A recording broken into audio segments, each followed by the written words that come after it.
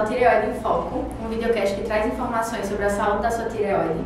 Nós somos estudantes do curso de nutrição e eu estou aqui, meu nome é Maria Clara, eu estou aqui com as minhas amigas Bruna e Lara para falarmos para vocês sobre as principais doenças relacionadas à nossa tireoide.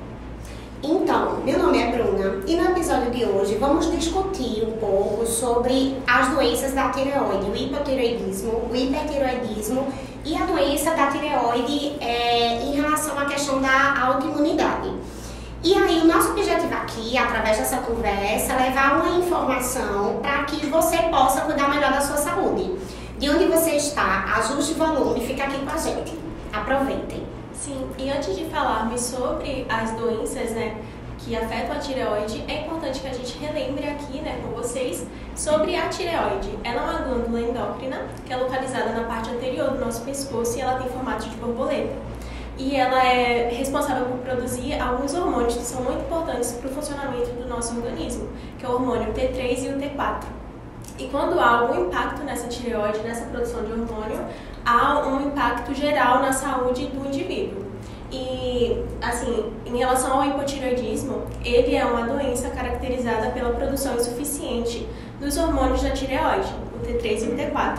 E quando há essa produção insuficiente, o metabolismo do indivíduo fica lentificado. E aí há todo um impacto geral realmente assim na saúde dele. E em relação à etiologia, ela é causada pode ser causada no hipotireoidismo por conta da tireoidite de Hashimoto, por conta do consumo ineficiente do iodo, em relação a medicamentos também, e também a radioterapia ou cirurgia na região da tireoide. E o hipotireoidismo, ele afeta mais pessoas, mulheres com a idade mais avançada, por conta de todas as modificações que acontecem com o decorrer do passar dos anos no corpo dessas mulheres. Ô Lara, conta pra gente, tem algumas classificações esse tipo de doença? Sim, existem algumas classificações. O hipotireoidismo ele pode ser classificado como primário, quando há algum impacto na glândula da tireoide e acaba impactando a produção dos hormônios, e essa é a causa mais comum. Ele pode ser também considerado como secundário, que decorre de uma alteração na hipófise que produz o hormônio TSH, que é responsável por estimular a tireoide, e aí esse hormônio ele vai não está tendo uma produção eficiente e acaba impactando a tireoide. E também pode ser considerado como terciário, quando há uma alteração no hipotálamo, e o hipotálamo ele é responsável por produzir o hormônio, o TRH, que é responsável também por estimular a tireoide. E aí, quando há uma alteração, há um impacto também nessa tireoide. E ele pode ser também congênito, que é uma alteração na tireoide desde o nascimento. Então, esses hormônios também não vão ser produzidos de uma forma eficiente. E ele também pode ser subclínico. Em relação ao quadro clínico, os indivíduos que têm hipotireoidismo, eles podem apresentar alguns sinais e sintomas, como fadiga, fraqueza muscular, sonolência, frieza, também a pele fria e ressecada. Também pode apresentar os cabelos secos ou unhas quebradiças, inchaço principalmente do rosto, ganho de peso, menstruações irregulares, entre outros sinais e sintomas, que é importante a gente ficar ligado e para estar sempre de olho nessa tireoide, fazendo os exames e estar prestando atenção nesses sinais e sintomas, caso esteja apresentando um ou mais deles. E em relação ao tratamento dietoterápico, quais são as recomendações? Então, existem algumas recomendações, algumas orientações nutricionais e também restrições que o indivíduo que tem o hipotireoidismo precisam seguir.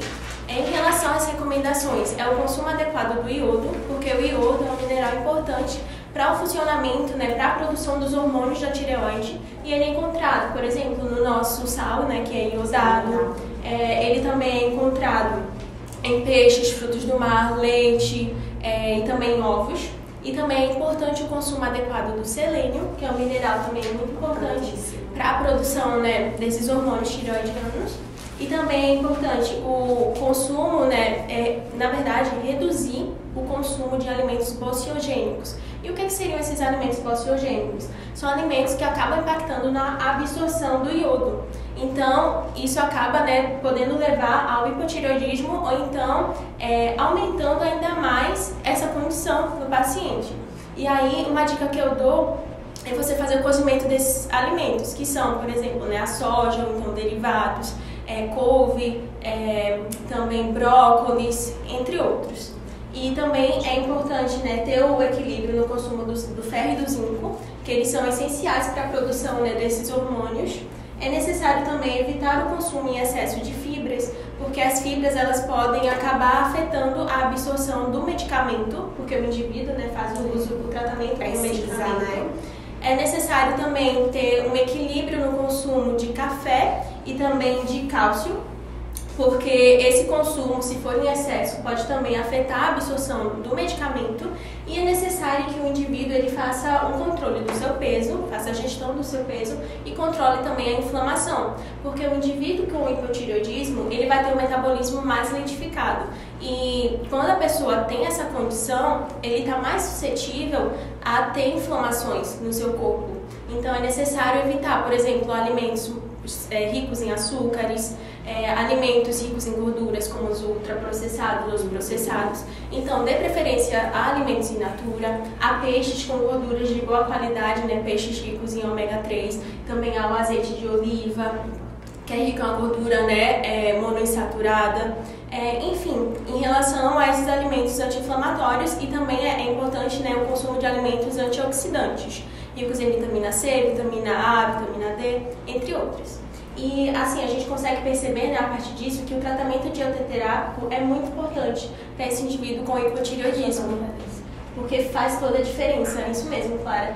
E pode ajudar, né, ele ter um melhor bem-estar, uma melhor qualidade de vida a partir, né, desse consumo adequado dos alimentos, de uma alimentação mais saudável. Exatamente. E assim, ao contrário do hipotireoidismo, o hipertireoidismo ele é uma doença da tireoide, que é a produção excessiva desses hormônios que Lara falou, que é o T3 e o T4. Então, essa produção excessiva de hormônios faz com que o indivíduo ele tenha uma repercussão muito grande em sua vida, né? E aí, por que isso acontece? Quais são as causas? Pode acontecer por conta da doença de Graves, que é uma doença autoimune. Então, o indivíduo ele tem essa doença e tem uma grande repercussão, assim como bócio multinodular tóxico e adenoma tóxico.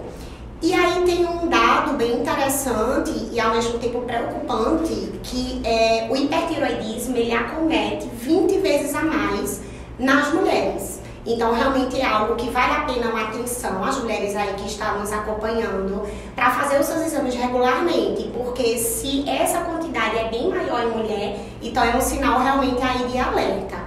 E aí, existem algumas classificações que ela pode ser primária, ou seja, a doença do hipertireoidismo, ela pode vir a acontecer por conta da própria tireoide, ou de forma secundária, que pode acontecer por conta de doenças no hipófise, no hipotálamo. Então, isso vai gerar ainda, vai desencadear mais repercussões. E aí, o que acontece?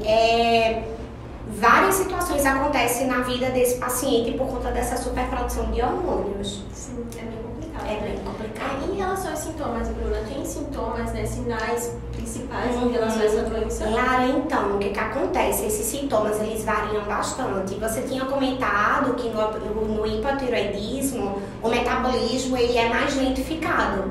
Já nesse hipertireoidismo, o metabolismo, ele acelera muito. Então, o que acontece? O indivíduo, ele pode ter taquicardíaca, ou seja, os batimentos ficam comprometidos e mais acelerados. Ele pode ter irritabilidade, pode ter ansiedade, nervosismo, pode impactar também na questão de sudorese excessiva, ou seja, aquele excesso de suor. E aí é importante uma hidratação maior para esse indivíduo. E algo também, já que eu falei na questão de mulheres, é que também aumenta o fluxo menstrual. Então, realmente são sintomas que vale a pena ter atenção. E a minha curiosidade maior é sempre em relação à dietoterapia. Quais são as recomendações para quem tem um problema contrário, né, ao hipotireoidismo? Pois a questão da modulação nutricional, ela sem dúvida vai ser tudo, né, para a vida desse paciente. E pegando o gancho no que Lara falou, é exatamente isso, é minimizar o uso de ultraprocessados, escolher os alimentos mais naturais possíveis, ricos em cereais integrais, As carnes de preferência que sejam magras, ou seja, boa qualidade de um frango, de um peixe, que tem seus nutrientes e é importante. Aumentar a ingestão, né, da hidratação, como eu tinha colocado anteriormente, e ter um equilíbrio nessa questão também do cálcio e da vitamina D, porque indivíduos que têm hipertireoidismo podem ter osteoporose. Então, assim, é fundamental que tenha exatamente isso. Em contrapartida, é importante evitar gorduras saturadas, gordura trans, frituras, todos os alimentos que a gente já conhece que podem ser danosos para a nossa saúde. E também ter cuidado com os alimentos ricos em iodo, né? Por quê? Porque isso vai aumentar ainda mais essa produção excessiva do hormônio. Então não tem como uma pessoa ter esse tipo de controle e cuidar da saúde e buscar as melhores fontes possíveis. Perfeito. Em relação à tireoidite de Hashimoto, vou falar um pouquinho mais para vocês, que é uma doença autoimune, né? Então, sendo uma doença autoimune, tem uma disfunção ali no organismo que ele vai atacar aquela região. Então, também é conhecida como tireoidite linfocítica crônica e é uma das doenças endocrinológicas mais comuns que existem. Normalmente, ela está associada ao hipotireoidismo. Por que ao hipo e não ao hiper, né? Porque como é uma doença autoimune, vai haver ali a destruição de parte daquele tecido. Consequentemente, isso vai comprometer a produção dos hormônios, né? Vai haver uma diminuição, e depende do grau, porque isso vai variar também. E, consequentemente, aquela pessoa vai ter deficiências em relação àqueles hormônios que são produzidos pela tireoide. Ou, Clara, tem causas? Então, a causa ainda não é totalmente conhecida. Existem fatores que vão influenciar. O principal fator é um fator genético, é importante citar isso. Mas existem fatores ambientais e a questão da alimentação, ela vai ter um impacto ali. Não é um impacto, assim, que vai definir, né, se a pessoa tem ou não a doença, até porque o maior fator ainda é o fator genético. Mas a forma que a pessoa lida, né, com a vida, os hábitos dela vão influenciar, sim. A diferença. E vão modular ali a forma como a doença ela vai se manifestando. E assim como no hipotireoidismo e no hipertireoidismo, existe um público específico para essa doença? Então, normalmente mulheres de 30 a 50 anos e idosos também. Mas as mulheres ainda são o público mais afetado também. Ou seja, é importante ter uma atenção maior, né, para esse grupo. Exato.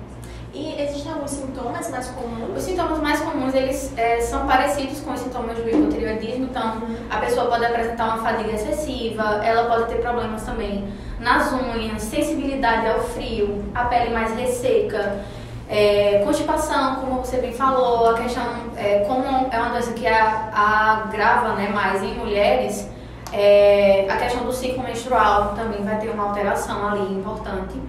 E ela pode levar, né, ao hipotireoidismo, é como se fosse uma causa do hipotireoidismo, exatamente pela destruição que há ali no tecido. Em relação à dietoterapia, Clara, existem algumas orientações, recomendações, restrições também para esse público?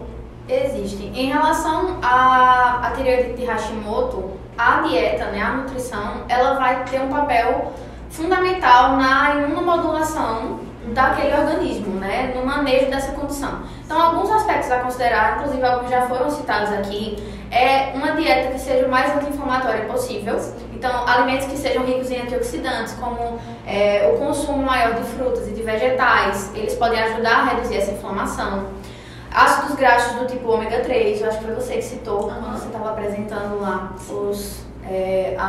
os alimentos, né? Então ele está presente em peixes, sementes de linhaça, nozes. Por que o ômega 3, né? Porque ele ajuda a modular a resposta imunológica e, consequentemente, isso pode ajudar na redução da inflamação, que vai ter um papel fundamental na modulação dessa doença. Nutrientes essenciais, como por exemplo selênio, zinco e a vitamina D. A vitamina D entra aqui não necessariamente com impacto direto sobre a tireoide, ela entra mais na questão da modulação do sistema de defesa do nosso organismo. Imunológico. Exato, então isso vai ter aí um impacto na condição da tireoidite também. Em relação ainda à nutrição, é importante estar atento também ao consumo de glúten, porque existem casos onde não existe uma relação universal, mas normalmente pessoas que apresentam a tireoidite de Hashimoto são encaminhadas para fazerem o teste se são celíacas também. Então, principalmente em relação à questão, por serem situações autoimunes, e em relação ao sistema imunológico. Então, é importante a pessoa estar atenta. Existem casos também onde a pessoa diminui o consumo e apresenta uma certa melhora ali, uma certa melhora principalmente em relação aos sintomas. Então, é importante ficar atento a essa questão também. Probióticos e saúde intestinal, por quê? Porque a saúde intestinal está ligada diretamente à função imunológica. Então, alimentos fermentados, por exemplo, eles podem ajudar a promover uma microbiota mais saudável, que vai ter um impacto direto ali. É o eixo intestino-cérebro. Exato, então vai ter um impacto bem considerável nessa condição. Hidratação, né, para tudo, assim, manter-se hidratado é fundamental para manter uma boa saúde. E evitar, né, ao máximo, assim, alimentos que sejam processados, evitar o consumo de farinha branca, de açúcares refinados. Isso pode controlar principalmente a inflamação e vai ter um impacto direto sobre a condição também. Sim. E então, a gente agradece por você ter permanecido conosco até aqui, né, o fim do episódio. E resumindo e recapitulando, nós falamos, né, sobre doenças da tireoide e abordamos principalmente acerca do hipotireoidismo, do hipertireoidismo e da tireoidite de Hashimoto, que é a doença autoimune da tireoide. E nós falamos, né, principalmente sobre o tratamento dietoterápico para cada uma delas. Exato, então, dicas, né, orientações, na verdade, fazer check-ups regulares, principalmente para o público feminino, né? Sim. Vamos fazer nossos check-ups, ver como é que estão os nossos hormônios, cuidar da nossa alimentação, então garantir, né, uma ingestão adequada de iodo, de selênio, de zinco, manter um estilo de vida o mais saudável possível, com uma boa hidratação. Uma coisa que a gente falou um pouco, mas que é fundamental, é a questão da prática de exercícios físicos de forma regular também. Óbvio, né, considerando as suas circunstâncias, mas é importante focar nisso também. Gerenciar o estresse, porque é um ponto assim que vai ter muita relevância quando a gente fala de sistema imunológico, das nossas Cuidar defesas, do sono né? também, Do né? sono, beber água, dormir bem, tudo isso vai ter um impacto muito grande nessas condições relacionadas à tireoide. E uma outra coisa também que é importante a gente falar é que, além da nutrição, né, que vai ter um impacto considerável, é importante que exista ali um tratamento com multiprofissional, exatamente. O nutricionista trabalhando aliado ao médico, endocrinologista, exatamente. É importante que exista essa comunicação, né, entre os profissionais para que a pessoa tenha, né, o maior suporte possível. O mais suporte possível, exato. Pois é, e aí você que está nos acompanhando gostou do nosso episódio? Foi um prazer para nós conversar aí um pouco com vocês sobre essa temática tão relevante. Deixa seus comentários, se tiver alguma dúvida, manda lá pra gente, interage e, se possível, também compartilha com famílias, com amigos, vai que alguém precise dessas informações e a saúde agradece, tá? Então até o próximo episódio.